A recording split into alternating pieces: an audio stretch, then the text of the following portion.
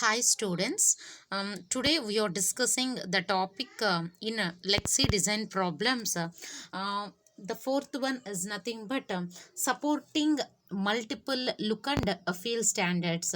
In previous class we seen document structure, formatting, and then embellishing the user interface. And the fourth Lexi design problem is supporting multiple look and feel standards. What is the main motto of we need to support multiple look and feel standards? In the sense, different look and feel standards are usually implemented on a different window systems, or if you have to see in the look and feel standards, Lexi should adapt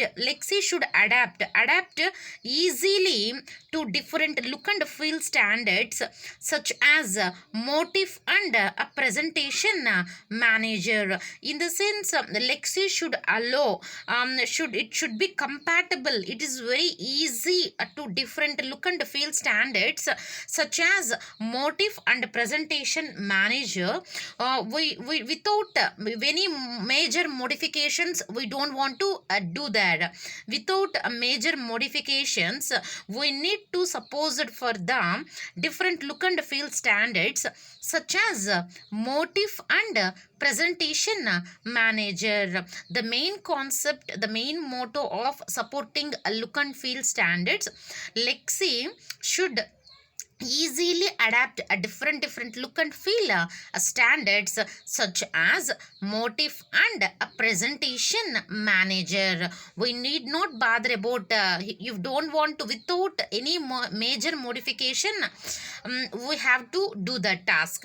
Okay, first of all, we need to support design. Lexi is a one of the design, it's the name of the application. We need to design to support the multiple look and feel standards, changing at runtime. Especially these are changing at runtime. Next, in this concept, we are studied about exactly, we are achieving the portability. What we are achieving here, a portability from one place to another place. It should be easy to handle across hardware and software platforms. It is a major problem in system design. Okay, we want to achieving portability across hardware and software platforms. It is a major problem in system design. That's why we want to retargeting. Lexi is the name of the application. We want to design to support a multiple look and feel standards to a new platform. It should not require a major modification, but we should make porting as easy as possible. Okay, in this concept, our design goals is to make sure that Lexi should conform to multiple existing look and feel standards, and it should be, and it should to make it's a very easy to add support for the new standards. So as they emerge purpose, we need to support our design. Ultimately it should be a very flexible. So we are changing these Lexi's look and feel standards at the runtime especially. Okay, that's why the point we need to support here, design to support the multiple look and feel standards, changing at runtime especially, we need to support that.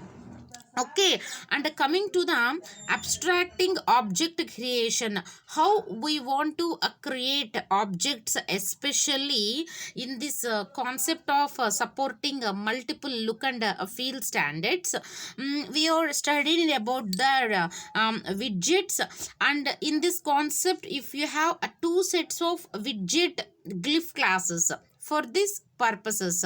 The first is nothing but a set of abstract glyph subclasses for each category of widget glyph. Example, scroll bar. And coming to the second set of widget, it's nothing, ma'am. It is a set of concrete subclasses for each abstract subclass that implements a different look and feel standards. For example, motif scroll bar and presentation manager scroll bar. Like this we need to study. In the sense, in this concept, abstracting object creation, what is the main motto? In the sense, everything we see and interact within Lexi's user interface, it is nothing but a glyph. What the glyph composed for all the objects which are present in the document structure, it will acts as a abstract class. So the glyph invisible glyphs like rows and columns. So the invisible glyphs compose visible like buttons and characters and it to lay them out properly. So here we need to support style guides. It have much about the look and feel standards of so called, we can say, that is nothing but widgets. Okay, this is the concept of widgets. Okay, no, next another term for visible glyphs like buttons, scroll bars and menus that will act as a controlling elements in a user interface. So widgets, it might be simpler, such as characters, circles, rectangles and polygons, whatever we need to present the data there. Here we will assume two sets of widget glyph classes, okay, with which we need to implement a multiple look and feel standards. The first is nothing but, already I say to you, a set of abstract glyph subclasses for each category of widget glyph. For example, I need to say an abstract class scroll bar will augment the basic glyph interface. We need to add a general scroll bar scrolling operations, and the button is an abstract class that adds a button oriented operations only, and so on. Okay, and coming to the second set of widget glyph class, a set of concrete subclasses, what we have to implement their methods for each abstract subclass that implements a different look and feel standards. For example, what I meant to say in the sense, scroll bar might have motif scroll bars and PM scroll bar subclasses, presentation manager scroll bar subclasses that implements motif and presentation manager style scroll bars respectively, it will do. Okay, this is the concept of abstracting object creation.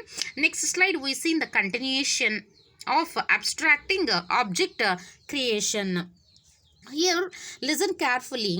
Lexi needs a way to determine the look and feel standards, it being targeted. Whatever we need to being targeted, how we want to determine the particular way of we need to support Lexi design, the look and feel standards, it should being targeted. You must avoid some making explicit constructed calls also. We must avoid making explicit constructor calls, and we must also be able to replace an entire widget set easily. We also to able to replace the entire widgets set easily. What is widgets? I already say to you, the invisible glyph. We need to compose the visible ones like buttons, characters and lay them out, it's properly. We need to support some style guides, have much to say about the look and feel standards. Okay, so called, we can say that is the widgets, like you are we see everything in your daily life. We want to interact within Lexi's user interface.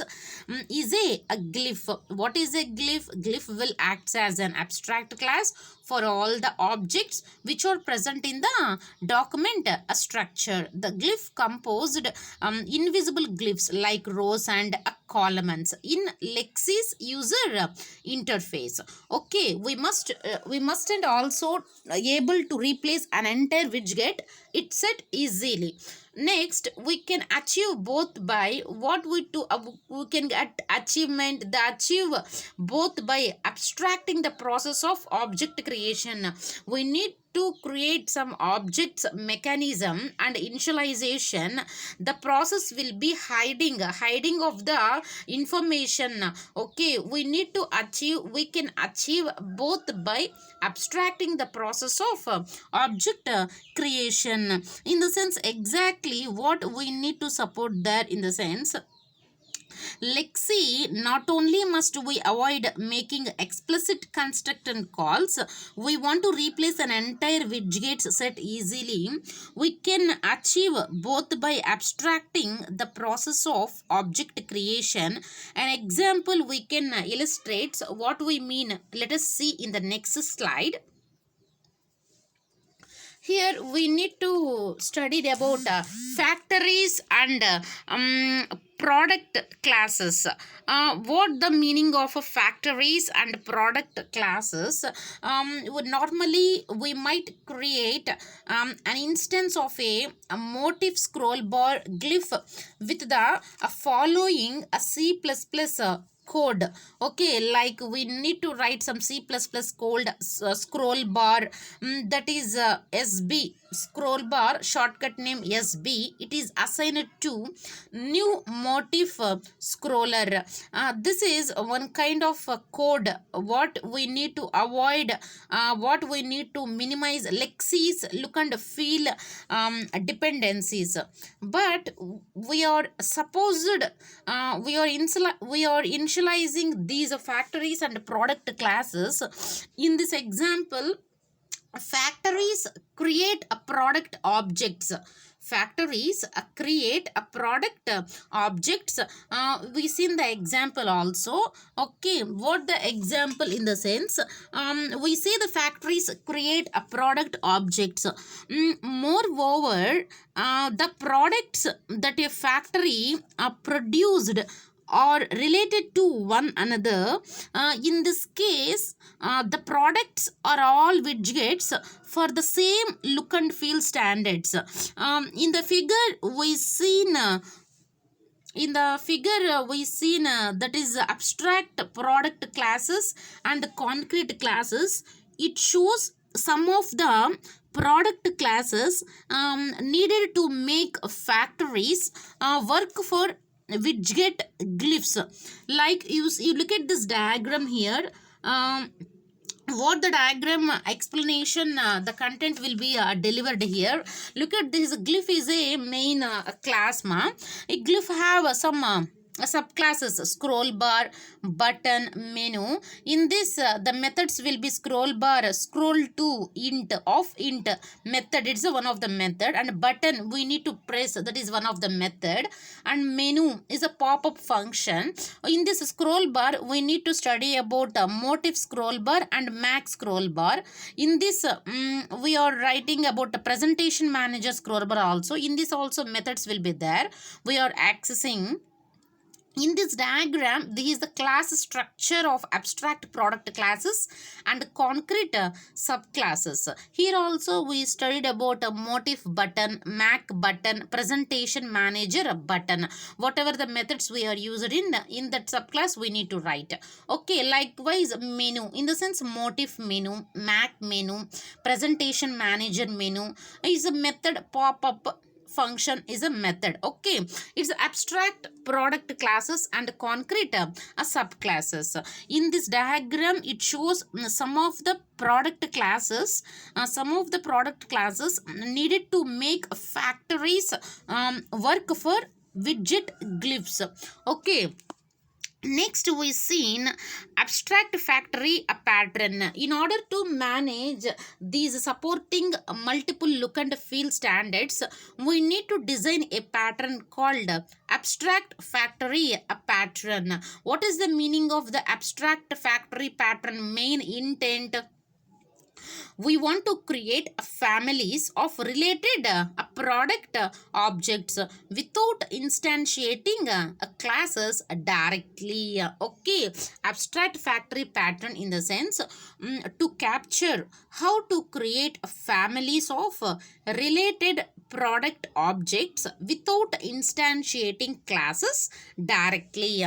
The main concept of abstractor factory pattern in the sense, factories and products are the key participants in the abstract factory pattern. So this pattern captures how to create families of related product objects without instantiating classes directly. Here we are studying about factories and products. These are the most key participants in the abstract factory pattern. The main intent: how to create families of related product objects. We need not without instantiating the classes directly.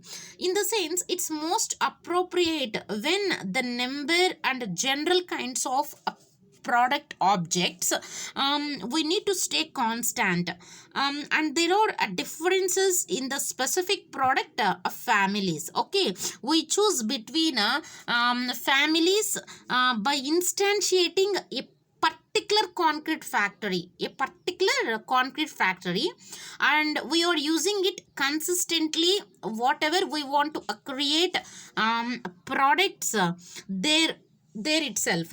Okay, this is the concept of abstract factory a pattern. The main intent: how we want to create families of related product objects without instantiating the classes directly. Okay, here factories and products are the key participants in the abstract factory a pattern. Okay, we are seeing the diagram here. This is nothing but a graphical user interface, a factory, the class hierarchy. Okay, in the sense one class level. Okay, here we need to take GUI factory.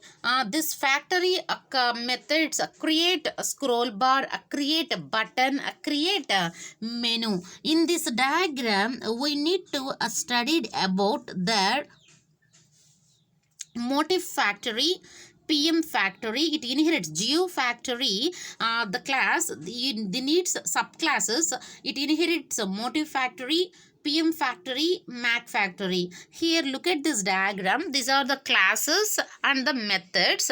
A class is nothing but class. What it defines: it is a user defined a prototype or blueprint which contains data members or methods and properties. Okay, like this manner. Okay, this is the parent class GUI factory. These are the subclasses of GUI factory: motif factory, presentation manager factory, Mac factory. Here we need to write some methods: create scroll bar function, create button function, create menu function. In this concept, create scroll bar, what it returns: return new motif scroll bar. Okay, and then we want to write next create button. We need to return new motif button, return some value new motif menu. This is nothing but a GUI factory a class hierarchy. Likewise a PM factory, Mac factory. Okay, these are the diagrammatic representation of a GUI factory class hierarchy.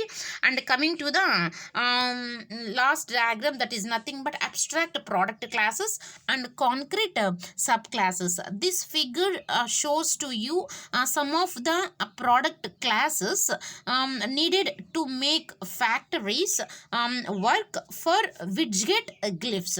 Okay, so we need to study about the abstract factory pattern in this concept of supporting multiple look and feel standards. In next class, we seen supporting multiple window systems. Okay. Thank you, Amma.